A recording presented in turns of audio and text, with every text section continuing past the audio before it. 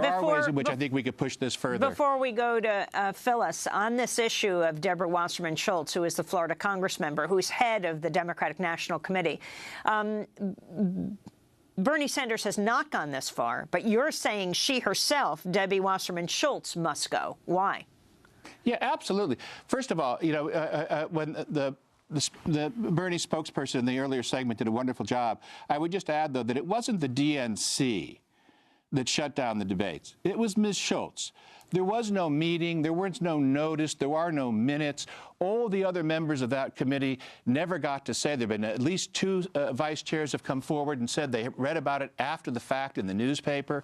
No one else has claimed to have been informed in advance. It was a decision that about the decision to go from 26 debates in 2008 to 6 debates, 3 of them on a weekend for 2016. Debbie Wasserman Schultz and Hillary Clinton made that choice together. In this contracting dispute, the contractor company, of which Schultz's nephew is a principal, and all of the principals have worked either in various ways for different Clinton campaigns in the past. If you're the Bernie Sanders campaign, the ones that run the database, the ones that run the database.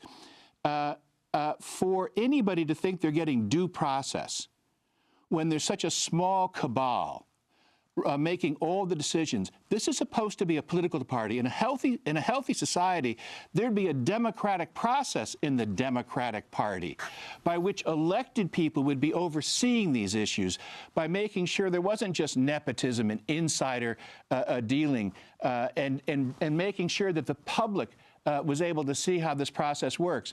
That the political party itself, that what is supposed to be the Progressive Party, has become mortgaged to a small group of Washington insiders who raise money from large corporate PACs, who are dependent upon them for their life, who pursue their own careers, that the party itself has become just a dead carcass of what it once was, is the most important piece of information that this contretemps over the data files has revealed or emphasized, because it's been revealed 100 other ways, including in the shutting down of debate. It's time for progressives in this country to stand up and demand a genuinely democratic process, if nothing else, from the Democratic Party, a democratic process. I want to bring Phyllis Bennis back into this conversation for the last minute we have. Phyllis, for the overall issues, we talked about what was raised, what wasn't by the journalists, and they didn't raise climate change. They didn't talk about the issue of immigration. But where you feel the Democratic Party is going right now?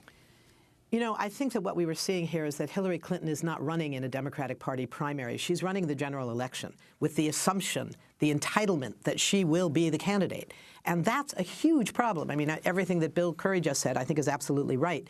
I think that what we have to recognize is that this so-called two-party system is not working. This is what we're seeing in Spain in the victory of Podemos over the weekend, and the possibility of breaking the monopoly of a two-party system where there's just not enough differences on certain key issues. There are differences. I don't want to minimize the differences between the two parties here, but they're not nearly what they need to be, and there's not a democratic process within either party. We don't have a democratic democracy, small d Democrat. So I think that what we're looking at is a situation in which the clear differences. There are clear differences on climate. There are clear differences on the economy. I disagree a little bit. I disagree that there was not clarity from Bernie Sanders. I think he made a very compelling case on the economic side. On the issues, the crucial issues of war, the notion that you can go to war against terrorism, none of these candidates were prepared to say, you can't bomb terrorism, you can only bomb people, and that creates more terrorism, not less. Well, we'll have to leave it there, but of course we'll continue to cover these issues. Phyllis Bennis, fellow at the Institute for Policy Studies, and Bill Curry, weekly columnist with Salon.com. We'll link to your articles. That does it for our broadcast. Democracy Now! Produced by Mike Burke, Carla Wills, Laura Gaddis, Dina Guzder, Amy Littlefield, Nimrin Sheikh. I'm Amy Goodman. Thanks so much for joining us.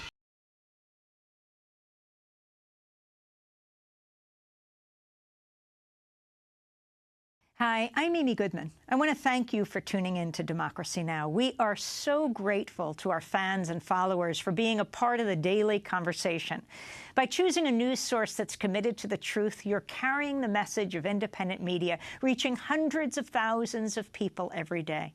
In these times of war and elections, we need a media not sponsored by corporations that profit from war, but a media that's truly independent, funded by you.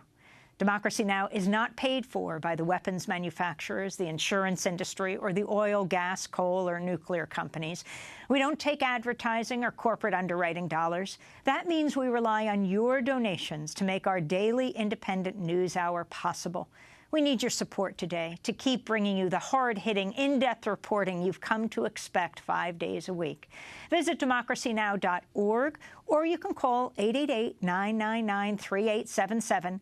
That's 888-999-3877 to make your holiday gift to Democracy Now! Today. Thanks so much for sharing Democracy Now! Stories all year long.